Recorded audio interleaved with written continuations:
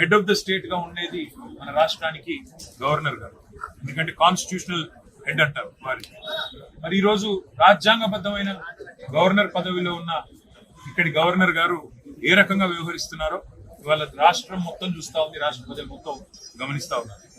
ఒక 4 నెలల కిందట అనుకుంటాను, ఆనాడు అప్పటి కేబినెట్ కేసీఆర్ గారు ముఖ్యమంత్రిగా ఉన్నప్పుడు అప్పటి కేబినెట్ ఒక నిర్ణయం తీసుకుంది. తెలంగాణ ఉద్యమంలో ఆనాడు క్రియాశీలంగా పనిచేసిన గౌరవనీయులు మా ఉద్యమ సహచరుడు సోదరుడు ప్రొఫెసర్ దాసోజు శ్రవణ్ గారిని మరి కేబినెట్ తీర్మానం చేసి గవర్నర్ కోటాలో ఎమ్మెల్సీగా ఎంపిక చేస్తూ వారితో పాటు మరి షెడ్యూల్డ్ ట్రైబ్ గా ఉన్న ఎరుకల సామాజిక వర్గం ఇటువంటి జన్యుల అవకాశాలు రావు కాబట్టి ఒక మాజీ శాసనసభ్యుడు సామాజిక ఉద్యమాల్లో పాల్గొన్న మరొక సోదరుడు సత్యనారాయణ గారు ఇద్దరిని కూడా నామినేట్ చేస్తూ ఆనాడు కేసీఆర్ గారి కేబినెట్ నిర్ణయం తీసుకుంటే ఈ గవర్నర్ గారు రాజకీయ పరమైన సంబంధాలు ఉన్నాయి అని చెప్పి ఆనాడు శ్రవణ్ గారిని అదే విధంగా సత్యనారాయణ గారిని నామినేట్ చేస్తే కేబినెట్ నామినేట్ చేస్తే తిరస్కరించలేదు. మరి ఈరోజు వార్తలు వస్తున్నాయి, నిజమా కాదా గవర్నర్ ఆఫీస్ ధృవీకరించాలి, చీఫ్ సెక్రటరీ చెప్పాలి.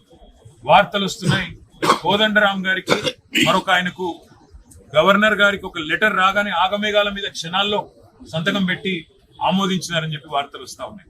నేను ఒకటే అడుగుతా ఉన్నా, శ్రవణ్ గారికి సత్యనారాయణ గారికి తెలంగాణ ఉద్యమంలో పాల్గొన్న శ్రవణ్ గారు, సామాజిక ఉద్యమాల్లో పాల్గొన్న సత్యనారాయణ గారు రాజకీయ పరమైన సంబంధాలు ఉన్నాయని తిరస్కరించిన గవర్నర్ గారు ఇవాళ ఒక రాజకీయ పార్టీకి అధ్యక్షుడిగా ఎన్నికల్లో పోటీ చేసిన కోదండరాం గారిని ఏ రకంగా ఆమోదించారో చెప్పవలసిన బాధ్యత ఉంది.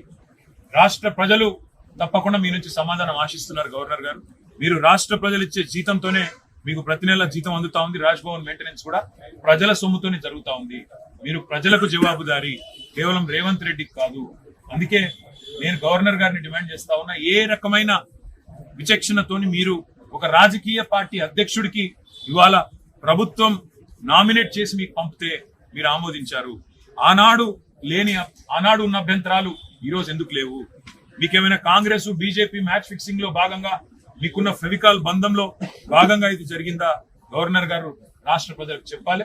మరి తప్పకుండా ఈ విషయంలో గవర్నర్ గారిని తప్పకుండా అదే విధంగా ఈ నిర్ణయం తీసుకున్న ప్రభుత్వాన్ని నేను అడుగుతా ఉన్నా. ఆనాడు ఏదైతే అభ్యంతరం గవర్నర్ గారు లిఖితపూర్వకంగా ఇచ్చినారో, వీరు రాజకీయ పార్టీలతో అంటగాగుతున్న వారు, సంబంధం ఉన్నవారని, ఈ రోజు ఆ అభ్యంతరం ఏమైంది? కాంగ్రెస్ బీజేపీ నాయకులు ఇది